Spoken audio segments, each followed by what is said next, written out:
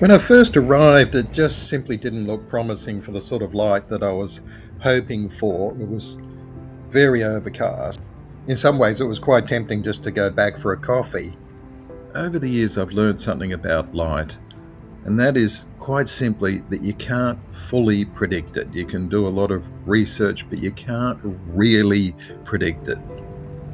Not even the forecast can tell you what it might decide to do. But you can present for it, you can be there ready for it. And sometimes it only takes a few minutes, and in this case, it was about 10 minutes. And suddenly the scene is really changing, the whole light conditions is changing and changing fast. I'd moved around, I'd changed location, and in that 10 minutes, wow, suddenly the opportunity presents itself for a very different light. And then it opened right up. The light really started to open up. 10 minutes ago, the light was flat, and now the whole harbour is essentially glowing.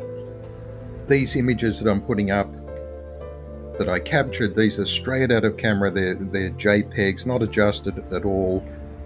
I've got the raw files. I'll do some processing in Lightroom with them, but these are straight out of camera, these, no adjustments at all. When I was a photography student, I was taught something very simple but very powerful, that when the light arrives, you grab it, because it often doesn't wait, often it's quite fleeting. It doesn't ask if you're ready, and often it just simply doesn't hang about. It's not going to then come back. You really can't predict the light. You can do a lot of work around researching it and expectation and what the apps say, etc., and that's fantastic, and I recommend you do that. But you still can't predict the light in these moments. Will it be overcast at that particular point? But you can present for it, and without presenting for it, you're never going to capture it. It's worth showing up anyhow, especially if, say, in a travel situation. Get out there early in the morning.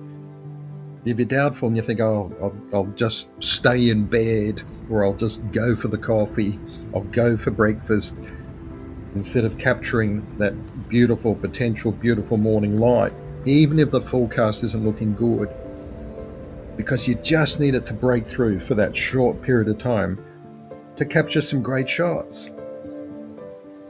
And when it appears, even, it doesn't matter how briefly it appears, that's your moment, and it makes it all worthwhile.